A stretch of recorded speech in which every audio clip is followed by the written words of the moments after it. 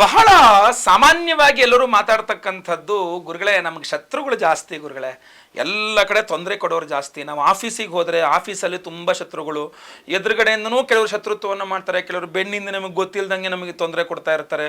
ಇವ್ರನ್ನ ಹೆಂಗೆ ಏನು ಮಾಡೋದು ಅಂತ ಗೊತ್ತಾಗ್ತಾ ಇಲ್ಲ ಅಂತ ಭಾಳಷ್ಟು ಜನ ಹೇಳ್ತಾರೆ. ಅಥವಾ ವ್ಯಾಪಾರ ಬಿಸ್ನೆಸ್ ಮಾಡೋರು ಹೇಳ್ತಾರೆ, ತುಂಬ ಶತ್ರುಗಳಿದ್ದಾರೆ, ಎದುರುಗಡೆ ಅಂಗಡಿಯವರು ಅಕ್ಕಪಕ್ಕದ ಅಂಗಡಿಯವರು ನಮಗೆ ಕಂಡ್ರೆ ಆಗಲ್ಲ, ನಮಗೆ ತೊಂದರೆ ಕೊಡ್ತಾ ಇರ್ತಾರೆ ಬಿಸ್ನೆಸ್ಗೆ ಅಂತ ಹೇಳ್ತಿರ್ತಾರೆ. ಅಥವಾ ಜಾಬಿಗೆ ಹೋಗೋರು ಅದೇ ಮಾತು ಹೇಳ್ತಾರೆ. ಮನೇಲಿರೋರು ಶತ್ರುಗಳು ಯಾರಿಗಿಲ್ಲ ಹೇಳಿ, ದುಶ್ಮನ್ ಕಹಾ ಹೈ ಊರು ತುಂಬ ಹೈ. ಸೊ ಅದರಿಂದ ಶತ್ರು ಬಾಧೆಗಳು ಬಹಳ ಬಹಳ ಬಹಳ ವಿಶೇಷವಾಗಿ ಎಲ್ಲರಿಗೂ ತೊಂದರೆ ಕೊಡ್ತಾ ಇರತಕ್ಕಂಥ ವಿಚಾರ. ಏನಾಗುತ್ತೆ, ನಾನು ಈ ವಿಡಿಯೋದಲ್ಲಿ ನಿಮಗೆ ಹೇಳುವಂಥದ್ದು ಸೆಪ್ಟೆಂಬರ್ 18ನೇ ತಾರೀಕು ನೆನ್ಪಿಟ್ಕೊಳ್ಳಿ. ಸೆಪ್ಟೆಂಬರ್ 18ನೇ ತಾರೀಕು ಈ ವರ್ಷ ಅಂದರೆ 2024ನೇ ಇಸ್ವಿಯ ಕೊನೆಯ ಚಂದ್ರಗ್ರಹಣ, ಆಂಗ್ಲ ಸಂವತ್ಸರದ ಕೊನೆಯ ಚಂದ್ರಗ್ರಹಣ. ಅದರಿಂದ ಅದು ಮೀನರಾಶಿಯಲ್ಲಿ ಆಗ್ತಾ ಇದೆ. ಸೊ ಮೀನರಾಶಿಯಲ್ಲಿ ಗ್ರಹಣ ಆಗ್ತಾ ಇದೆ ಅಂದರೆ ಒಂದು 6 ರಾಶಿಯವರಿಗೆ ಈ ಶತ್ರು ಬಾಧೆ ವಿಚಾರದಲ್ಲಿ ವಿಶೇಷ ಪ್ರಭಾವವನ್ನು ಈ ಚಂದ್ರಗ್ರಹಣ ಬೀರಲಿದೆ.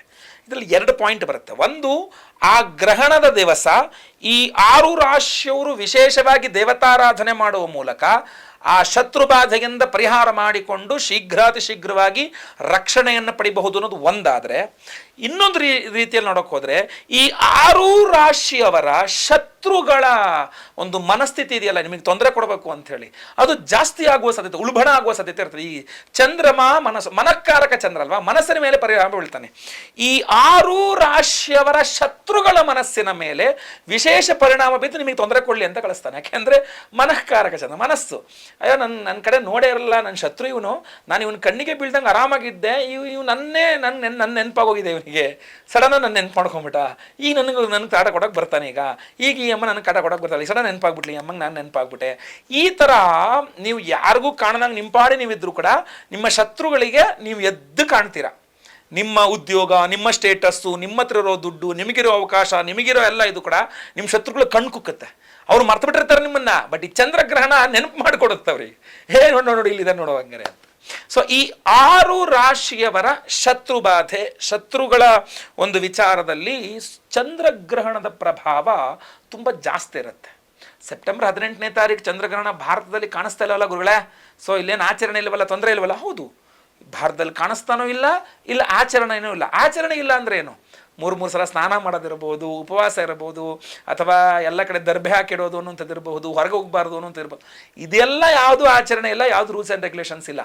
ಪ್ರಭಾವ, ಮೀನರಾಶಿಯಲ್ಲಿ ಚಂದ್ರಗ್ರಸ್ತನಾಗ್ತಾ ಇದ್ದಾನೆ, ಗ್ರಹಣ ಆಗ್ತಾ ಇದೆ ಅಂತಂದಾಗ ಆ ಗ್ರಸ್ತ ಚಂದ್ರನ ದೃಷ್ಟಿ ಒಂದಿಷ್ಟು ರಾಶಿಗಳ ಮೇಲೆ ಬರುತ್ತೆ.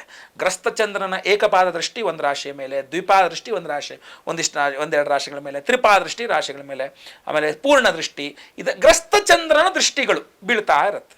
ಸೊ ಎಲ್ಲೆಲ್ಲಿ ಆ ಗ್ರಸ್ತ ಚಂದ್ರನ ದೃಷ್ಟಿ ಯಾವ ರಾಶಿಗಳ ಮೇಲೆ ಬೀಳುತ್ತಲ್ಲ, ಆ ರಾಶಿ ಯಾವ ರಾಶಿಯವರಿಗೆ ಷಷ್ಠ 6ನೇ ಮನೆ ಆಗಿರುತ್ತೆ ಅನ್ನುವುದರ ಆಧಾರದ ಮೇಲೆ ಈ ಒಂದು ವಿಡಿಯೋ.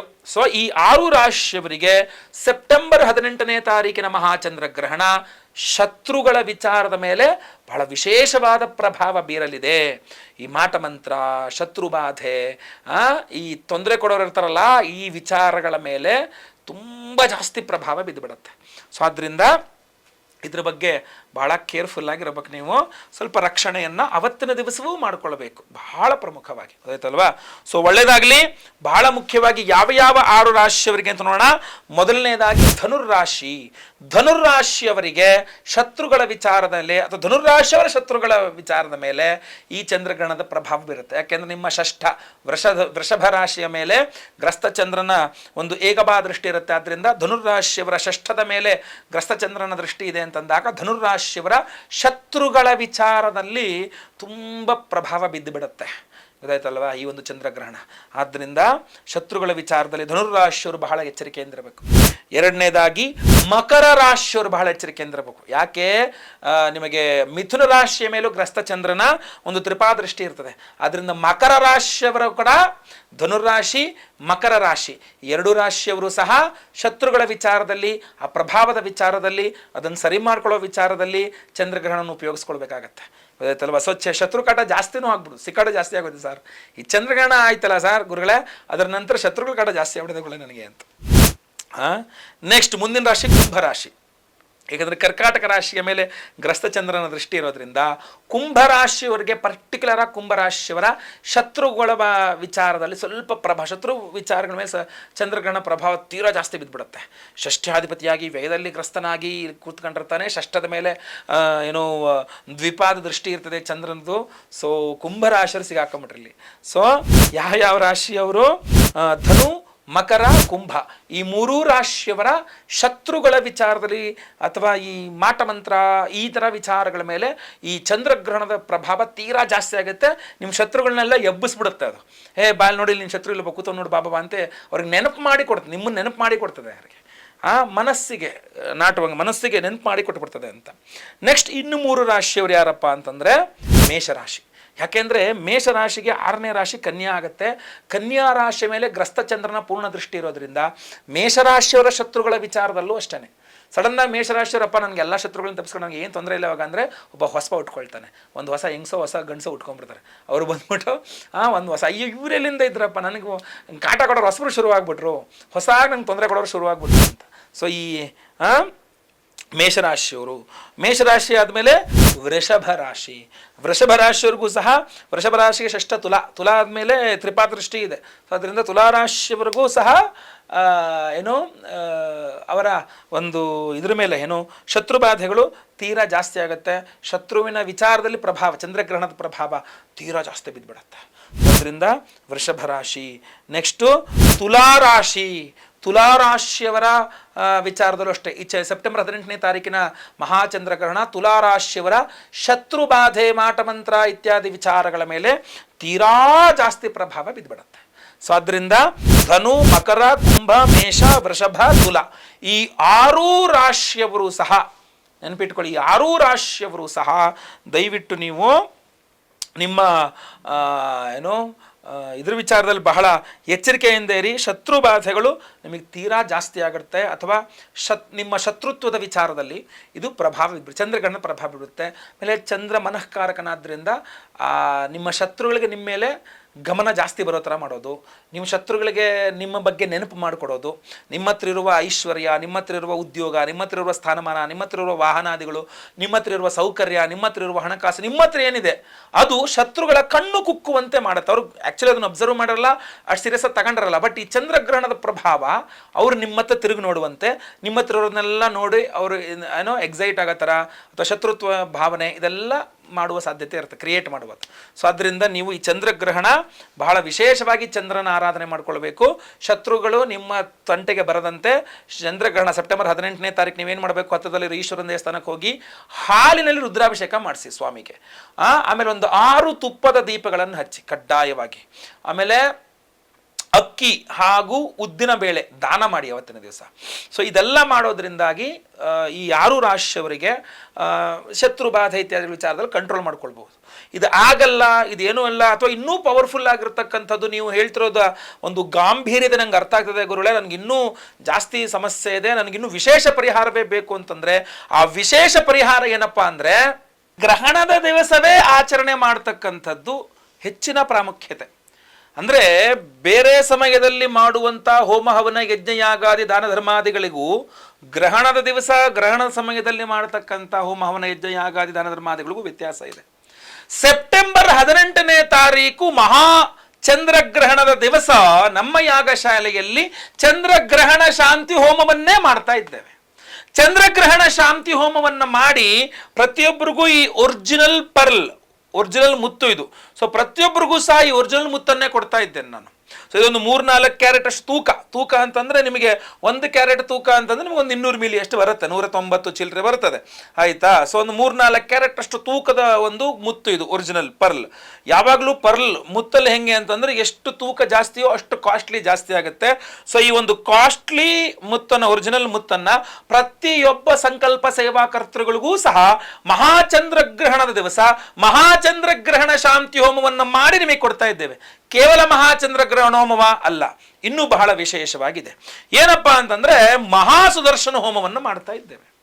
ಮಹಾಸುದರ್ಶನ ಹೋಮ ಬರೇ ಒಂದೇ ಉದ್ದೇಶದಿಂದ ಮಾಡ್ತಕ್ಕಂಥದ್ದಲ್ಲ, ಬೇರೆ ಬೇರೆ ಉದ್ದೇಶಗಳಿಂದ ಬೇರೆ ಬೇರೆ ದ್ರವ್ಯಗಳಿಂದ ನಾವು ಸುದರ್ಶನ ಹೋಮವನ್ನು ಮಾಡ್ತೇವೆ. ಅಂದರೆ ಒಂದೊಂದು ಉದ್ದೇಶಕ್ಕೆ ಒಂದೊಂದು ದ್ರವ್ಯದಲ್ಲಿ ನಾವು ಸುದರ್ಶನ ಹೋಮವನ್ನು ಮಾಡ್ತೇವೆ.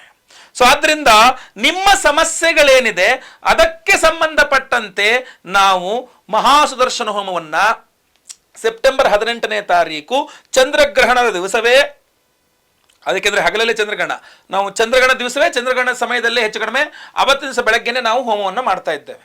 ಸೊ ಆ ಮಹಾಸುದರ್ಶನ ಹೋಮ ನೋಡಿ, ಉದಾಹರಣೆಗೆ ಈಗ ನಿಮಗೆ ಉದ್ಯೋಗ ಬಾಧೆ ಇದೆ, ಉದ್ಯೋಗ ಬಾಧೆ ಇದ್ರೆ ಉದ್ಯೋಗ ಬಾಧೆಗೆ ಪರಿಹಾರಾರ್ಥವಾಗಿ ಮಹಾಸುದರ್ಶನ ಹೋಮ. ನಿಮಗೆ ಸಾಲ ಬಾಧೆ ಇದೆ, ಸಾಲ ಬಾಧೆಗಳ ಪರಿಹಾರಕ್ಕೋಸ್ಕರ ವಿಶೇಷ ದ್ರವ್ಯದಿಂದ ಮಹಾಸುದರ್ಶನ ಹೋಮ. ನಿಮಗೆ ದಾಂಪತ್ಯ ಕಲಹಗಳಿದೆ, ಆ ದಾಂಪತ್ಯ ಕಲಹಗಳ ಪರಿಹಾರಕ್ಕೋಸ್ಕರ ವಿಶೇಷ ದ್ರವ್ಯದಿಂದ ಮಹಾಸುದರ್ಶನ ಹೋಮ.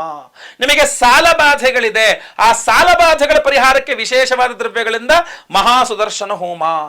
ನಿಮಗೆ ಏನು ವ್ಯಾಪಾರ ವ್ಯವಹಾರಗಳ ಸಮಸ್ಯೆ ಇದೆ, ಬಿಸ್ನೆಸ್ ಸಮಸ್ಯೆ ಇದೆ, ಅಥವಾ ಇನ್ನು ಚೆನ್ನಾಗಿ ಆಗಬೇಕಾಗಿದೆ ಬಿಸ್ನೆಸ್, ಅದರ ಸಂಬಂಧಿತವಾಗಿ ವಿಶೇಷ ದ್ರವ್ಯಗಳಿಂದ ಮಹಾಸುದರ್ಶನ ಹೋಮ.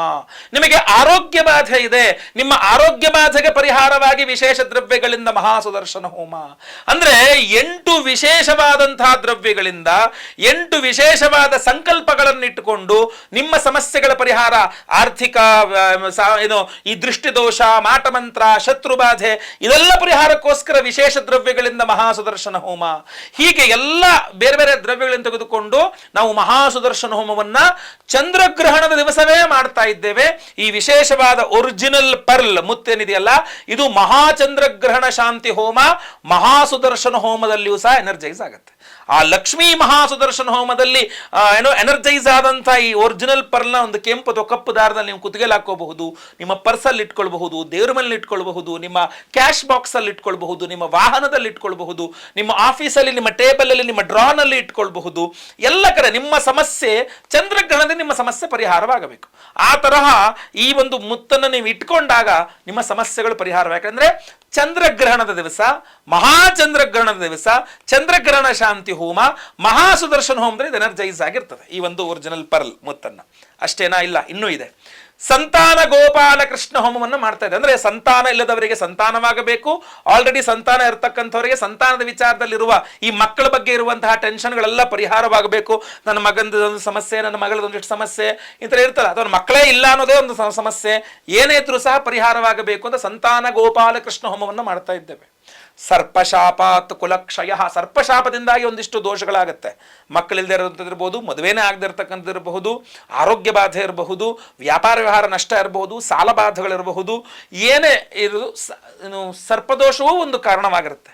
ಸೊ ಬೇರೆ ಸಮಯದಲ್ಲಿ ನಾವು ಆಶ್ಲೇಷ ಬಲಿ ಪೂಜೆ ಸರ್ಪಶಾಂತಿ ಮಾಡೋದಕ್ಕೂ ಗ್ರಹಣದ ದಿವಸ ಮಾಡೋದಕ್ಕೂ ವ್ಯತ್ಯಾಸ ಇರುತ್ತೆ. ಸೊ ಈ ಚಂದ್ರಗ್ರಹಣದ ದಿವಸ, ಮಹಾಚಂದ್ರಗ್ರಹಣದ ದಿವಸ ಈ ಒಂದು ಆಶ್ಲೇಷ ಬಲಿ ಪೂಜೆ ಸರ್ಪಶಾಂತಿ ಹೋಮವನ್ನು ಮಾಡಿ ಈ ಒರಿಜಿನಲ್ ಪರ್ಲ್ ಮುತ್ತು ಅದರಲ್ಲೂ ಸಹ ಎನರ್ಜೈಸ್ ಮಾಡಿ ಕೊಡ್ತಾ ಇದ್ದೇವೆ.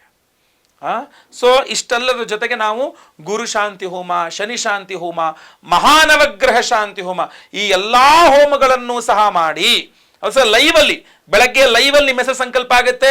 ಎಲ್ಲಾ ಹೋಮಗಳನ್ನು ಚಂದ್ರಗ್ರಹಣ ಶಾಂತಿ ಹೋಮ, ಲಕ್ಷ್ಮೀ ಸುದರ್ಶನ ಹೋಮ, ಅಷ್ಟದ್ರವ್ಯ 8 ಜನ ವಿಶೇಷವಾಗಿ ಪುರೋಹಿತರು 8 ವಿಶೇಷವಾದ ವಿಭಿನ್ನವಾದಂತಹ ದ್ರವ್ಯಗಳೊಂದಿಗೆ ಮಹಾಸುದರ್ಶನ ಹೋಮ, ಅದೇ ರೀತಿಯಲ್ಲಿ ಸಂತಾನ ಗೋಪಾಲ ಹೋಮ, ಆಶ್ಲೇಷ ಬಲಿ ಪೂಜೆ, ಸರ್ಪಶಾಂತಿ ಹೋಮ, ಗುರು ಶಾಂತಿ ಹೋಮ, ಶನಿ ಶಾಂತಿ ಹೋಮ, ನವಗ್ರಹ ಶಾಂತಿ ಹೋಮ, ಈ ಎಲ್ಲಾ ಹೋಮಗಳನ್ನು ಮಾಡಿ ಈ ಎಲ್ಲಾ ಹೋಮಗಳಲ್ಲೂ ವಿಶೇಷವಾಗಿ ಈ ಒಂದು ಏನೋ ಪರ್ಲ್ ಒರಿಜಿನಲ್ ಮುತ್ತು ಪರ್ಲ್ ಅನ್ನ ಎನರ್ಜೈಸ್ ಮಾಡಿ ನಿಮಗೆ ಕಳಿಸ್ಕೊಡ್ತಾ ಇದ್ದೇವೆ. ಸ್ಪೀಡ್ ಪೋಸ್ಟ್ ಅಲ್ಲಿ ಕಳಿಸ್ಕೊಡ್ತೇವೆ. ಸೊ ಈ ಚಂದ್ರಗ್ರಹಣದಿಂದ ಈ ನಿಮಗೆ ಉಂಟಾಗಬಹುದಾದಂತಹ ದುಷ್ಪ್ರಭಾವ ನಿಮ್ಮ ಉದ್ಯೋಗದ ವಿಚಾರದಲ್ಲಿ, ಹಣಕಾಸಿನ ವಿಚಾರದಲ್ಲಿ, ದಾಂಪತ್ಯದ ವಿಚಾರದಲ್ಲಿ, ನಿಮ್ಮ ಶತ್ರುಘಾಟಗಳ ವಿಚಾರದಲ್ಲಿ, ಸಾಲಬಾಧೆಗಳ ವಿಚಾರದಲ್ಲಿ, ಅಥವಾ ನಿಮ್ಮ ಮಾತಿನ ವಿಚಾರದಲ್ಲಿ, ನಿಮ್ಮ ವ್ಯಾಪಾರ ವ್ಯವಹಾರಗಳ ವಿಚಾರದಲ್ಲಿ, ಆರೋಗ್ಯದ ವಿಚಾರದಲ್ಲಿ, ಎಲ್ಲಿಯೇ ಏನೇ ಸಮಸ್ಯೆಗಳಾಗಿರಲಿ ಈ ಒಂದು ಚಂದ್ರಗ್ರಹಣದಿಂದಾಗಿ ಅದಷ್ಟು ಪರಿಹಾರವಾಗಬೇಕು. ಅಷ್ಟೇ ಅಲ್ಲ, ನಿಮ್ಮ ಇಲ್ಲಿ ತನಕ ಇದ್ದಂತಹ ಬೇರೆ ಸಮಸ್ಯೆಗಳು ಸಹ ಸಾಲ್ವ್ ಆಗಬೇಕು. ಆಮೇಲೆ ಚಂದ್ರಗ್ರಹಣದಲ್ಲಿ ದಾನಕ್ಕೆ ಬಹಳ ವಿಶೇಷ. ಆದ್ದರಿಂದ ನಾವು ಚಂದ್ರಗ್ರಹಣ ದಿವಸ ಚಂದ್ರಗ್ರಹಣ ಶಾಂತಿ ಹೋಮವನ್ನು ಮಾಡಿ ಒಂದು ಚಂದ್ರಬಿಂಬವನ್ನು ಸಹ ಕೊಡ್ತಾ ಇದ್ದೇವೆ. ಈ ಚಂದ್ರಬಿಂಬ ನಿಮ್ಮ ಕೈ ಸಿಕ್ಕ ನಂತರ, ಅಂದ್ರೆ ನಿಮಗೇನು ಪ್ರಸಾದ ಪ್ಯಾಕೆಟ್ ಬರುತ್ತೆ, ಸಂಕಲ್ಪ ಸೇವಾ ಪ್ರಸಾದ ಅಂತ ನಿಮಗೇನು ಸ್ಪೀಡ್ ಪೋಸ್ಟ್ ಮೂಲಕ ನಿಮಗೆ ಪಾರ್ಸಲ್ ನಿಮ್ಗೆ ಸಿಗುತ್ತಲ್ಲ, ಅದರೊಳಗಡೆ ಈ ಚಂದ್ರಬಿಂಬ ಇರುತ್ತೆ. ಇದನ್ನ ನೀವು ಒಂದು ಸ್ವಲ್ಪ ಅಕ್ಕಿಯಲ್ಲಿ ಇಟ್ಬಿಟ್ಟು ಅದನ್ನ ಮನೆ ಹತ್ತಿರದಲ್ಲಿ ಯಾವ ದೇವಸ್ಥಾನ ಇದ್ರೂ ಪರವಾಗಿಲ್ಲ, ಆ ದೇವಸ್ಥಾನದ ಅರ್ಚಕರಲ್ಲಿ ಪುರೋಹಿತರಿಗೆ ಅದನ್ನು ದಾನ ಮಾಡಿಬಿಡಿ. ಅಕ್ಕಿಯಲ್ಲಿ ಚಂದ್ರಬಿಂಬವನ್ನಿಟ್ಟು ದಾನ ಮಾಡಿ, ಆಯ್ತಾ. ನೆಕ್ಸ್ಟ್ ಏನಪ್ಪಾ ಅಂತಂದ್ರೆ ಎಲ್ಲಾ ಹೋಮಗಳ ಭಸ್ಮ, ನಾಗಾರಾಧನೆ ಅರಿಶಿನ ಇರ್ತದೆ, ಅದನ್ನು ಡೈಲಿ ಹಣೆಗೆ ಹಚ್ಕೊಳ್ಳಿ. ಹಾಗೂ ಈ ವಿಶೇಷವಾದಂಥ ಒರಿಜಿನಲ್ ಪರ್ಲ್, ನಾನು ಆಗ್ಲೇ ಹೇಳಿದಂತೆ ಕೆಂಪು ಅಥವಾ ಕಪ್ಪು ದಾರದಲ್ಲಿ ಕುತ್ತಿಗೆಯಲ್ಲಿ ಧಾರಣೆ ಮಾಡ್ಕೊಳ್ಬಹುದು, ಪರ್ಸ್ನಲ್ಲಿ ಇಟ್ಕೊಳ್ಬಹುದು, ದೇವ್ರ ಮನೆಯಲ್ಲಿ ಇಟ್ಕೊಳ್ಬಹುದು, ನಿಮ್ಮ ಲಾಕರ್ ಕ್ಯಾಶ್ ಬಾಕ್ಸ್ ಕ್ಯಾಶ್ ಜೊತೆಗೆ ಇಟ್ಕೊಳ್ಬಹುದು, ನಿಮ್ಮ ವಾಹನ ಚಾಲನೆ ವಾಹನದಲ್ಲಿ ಇಟ್ಕೊಳ್ಬಹುದು.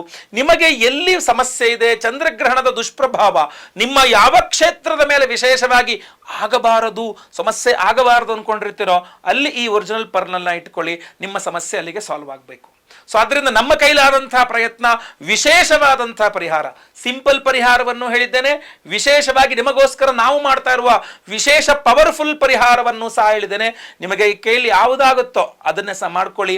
ಸಂಕಲ್ಪ ಸೇವೆಗೆ ದಯವಿಟ್ಟು ನಿಮ್ಮ ಹೆಸರು ಕೊಟ್ಕೊಳ್ಳಿ. ಸ್ಕ್ರೀನ್ ಕಾಣಿಸ್ತಾರಂತ ನಂಬರ್ಗೆ ನಿಮ್ಮ ಹೆಸರು, ಗೋತ್ರ ಗೊತ್ತಿದ್ರೆ ಗೋತ್ರ, ನಕ್ಷತ್ರ ಗೊತ್ತಿದ್ರೆ ನಕ್ಷತ್ರ, ನಿಮ್ಮ ರಾಶಿ ಹಾಗೂ ನಿಮ್ಮ ವಿಳಾಸ ವಾಟ್ಸಪ್ ಮಾಡ್ಕೊಳ್ಳಿ. ಆದಷ್ಟು ಜಾಸ್ತಿ ವಾಟ್ಸಪ್ ಮಾಡಿ. ನೀವು ಕರೆ ಮಾಡಿದಾಗ ನಾವು ಹೊರಗಡೆ ಅಥವಾ ಇನ್ನು ಡ್ರೈವಿಂಗ್ ಅಲ್ಲೋ ಊಟ ಬೇರೆ ಏನೋ ಮಾಡ್ತಾ ಇದ್ದಾಗ ನಿಮ್ಮ ಕರೆ ತಕ್ಷಣ ಅಟೆಂಡ್ ಮಾಡ್ಲಿಕ್ಕೆ ಆಗಿರಲ್ಲ ಒಂದ್ಸಲ. ಸೊ ಅದರಿಂದ ಬೇಜಾರು ಮಾಡ್ಕೊಳ್ಬೇಡಿ, ದಯವಿಟ್ಟು ವಾಟ್ಸಪ್ ಮಾಡಿ. ಖಂಡಿತವಾಗಿ ವಾಟ್ಸಪ್ ರಿಪ್ಲೈ ಬರ್ತದೆ, ವಾಟ್ಸಪ್ ಮಾಡಿ. ನಿಮ್ಮ ಹೆಸರು, ಗೋತ್ರ, ನಕ್ಷತ್ರ, ರಾಶಿ ಯಾವ್ದು ಗೊತ್ತಿದೆ ಅದು ನಿಮ್ಮ ಹೆಸರು, ನಿಮ್ಮ ರಾಶಿ, ನಿಮ್ಮ ವಿಳಾಸ ಕಳಿಸ್ಕೊಂಡ್ರು ಸಾಕು. ನಿಮ್ಮ ಹೆಸರು, ನಿಮ್ಮ ವಿಳಾಸ ಕಳಿಸಿದ್ರು ಸಾಕು. ಸೆಪ್ಟೆಂಬರ್ 18ನೇ ತಾರೀಕು ಬೆಳಗ್ಗೆ, ಚಂದ್ರಗ್ರಹಣ ದಿವಸ ಬೆಳಗ್ಗೆ ಲೈವ್ ಅಲ್ಲಿ ಗ್ರಹಣದ ಸಮಯದಲ್ಲಿ, ಅಂದ್ರೆ ಗ್ರಹಣ ನಡೀತಾ ಇರುತ್ತಲ್ಲ 6 ಗಂಟೆ ಸ್ಟಾರ್ಟ್ ಆಗಿರುತ್ತೆ. ಸೊ ಆ ಸಮಯದಲ್ಲಿಯೇ ನಮಗೆ ಇಲ್ಲಿ ಹಗಲಾಗಿರುತ್ತೆ, ನಮಗೆ ಕಾಣಲ್ಲ ಗ್ರಹಣ. ಸೊ ನಾನು ನಿಮ್ಮೆಲ್ಲರ ಹೆಸರು ಸಂಕಲ್ಪವನ್ನ ಮಾಡ್ತೇನೆ. ಗ್ರಹಣ ಸಮಯದಲ್ಲಿ ನಿಮ್ಮ ಹೆಸರು ಸಂಕಲ್ಪ ಆಗುತ್ತೆ ಎಲ್ಲರ ಹೆಸರು. ಆಮೇಲೆ 10:30ಯಿಂದ ಹೋಮ ಪ್ರಾರಂಭವಾಗುತ್ತೆ. ಮಧ್ಯಾಹ್ನದವರೆಗೂ ಎಲ್ಲಾ ಹೋಮಗಳನ್ನು ನೀವು ಲೈವ್ ನೋಡ್ತೀರಾ. ಪ್ರಸಾದ ನಮಗೆ ಸ್ಪೀಡ್ ಪೋಸ್ಟ್ ಮೂಲಕ ನಾವು ಕಳಿಸ್ಕೊಡ್ತೇವೆ. ಸೊ ಇಷ್ಟೆಲ್ಲ ವ್ಯವಸ್ಥೆಗಳನ್ನ ತುಂಬಾ ವ್ಯವಸ್ಥಿತವಾಗಿ ನಾವು ಮಾಡಿದ್ದೇವೆ. ಸೊ ದಯವಿಟ್ಟು ಸಂಕಲ್ಪ ಸೇವೆಗೆ ಹೆಸರು ಕೊಟ್ಕೊಳ್ಳಿ. ಸ್ಕ್ರೀನ್ ಮೇಲೆ ಕಾಣಿಸ್ತಾರಂತ ನಂಬರ್ಗೆ ಬೇಗ ವಾಟ್ಸಪ್ ಮಾಡ್ಕೊಳ್ಳಿ. ಏನೇ ಡೌಟ್ಸ್ ಇದ್ರು ವಾಟ್ಸಪ್ ಅಲ್ಲಿ ನೀವು ಕೇಳ್ಕೊಳ್ಬಹುದು. ಸೊ ವಿಡಿಯೋ ಇಷ್ಟ ಆದ್ರೆ ದಯವಿಟ್ಟು ಲೈಕ್ ಮಾಡ್ಲಿಕ್ಕೆ ಮರಿಬೇಡಿ. ವಾಟ್ಸಪ್, ಫೇಸ್ಬುಕ್, ಮೆಸೆಂಜರ್, ಟೆಲಿಗ್ರಾಮ್ ಎಲ್ಲ ಕಡೆ ಸಾಮಾಜಿಕ ಜಾಲತಾಣಗಳಲ್ಲಿ ವಿಡಿಯೋನ ಶೇರ್ ಮಾಡ್ಲಿಕ್ಕೆ ಮರಿಬೇಡಿ. ನೀವು ಸಬ್ಸ್ಕ್ರೈಬ್ ಮಾಡ್ಕೊಳ್ಳಿ ನಮ್ಮ ಚಾನಲ್. ಅಂದ್ರೆ ದಯವಿಟ್ಟು ಕೆಳಗಡೆ ಸಬ್ಸ್ಕ್ರೈಬ್ ಅಂತ ಬಟನ್ ಇರುತ್ತೆ, ಸಬ್ಸ್ಕ್ರೈಬ್ ಮಾಡ್ಕೊಳ್ಳಿ. ಬೆಲ್ ಬಟನ್ ಬರುತ್ತೆ, ಬೆಲ್ ಬಟನ್ ಕ್ಲಿಕ್ ಮಾಡಿ ಆಲ್ ಅಂತ ಮಾಡ್ಲಿಕ್ಕೆ ದಯವಿಟ್ಟು ಮರಿಬೇಡಿ. ಫೇಸ್ಬುಕ್ ಅಲ್ಲಿ ನಮ್ಮ ಈ ವಿಡಿಯೋ ನೋಡ್ತಾ ಇದ್ರೆ ದಯವಿಟ್ಟು ನಮ್ಮ ಪೇಜ್ ನ ಫಾಲೋ ಮಾಡ್ಲಿಕ್ಕೆ ದಯವಿಟ್ಟು ಮರಿಬೇಡಿ. ಪ್ರತಿಯೊಬ್ಬರಿಗೂ ನಮ್ಮ ವಿಡಿಯೋ ರೀಚ್ ಮಾಡಿ. ಎಲ್ಲರಿಗೂ ಸಹ ಚಂದ್ರಗ್ರಹಣದ ಶುಭ ಫಲವೇ ಆಗಲಿ, ಅಶುಭ ಫಲ ಏನೂ ಆಗದೆ ಇರಲಿ, ಎಲ್ಲರಿಗೂ ಸಹ ಒಳ್ಳೆಯದೇ ಆಗಲಿ. ಮುಂದಿನ ವಿಡಿಯೋದಲ್ಲಿ ಮತ್ತೆ ಪುನಃ ಸಿಗ್ತೇನೆ. ಲೋಕಾ ಸಮಸ್ತ ಸುಖಿನೋ ಭವಂತು. ನಾರಾಯಣ ನಾರಾಯಣ ನಾರಾಯಣ.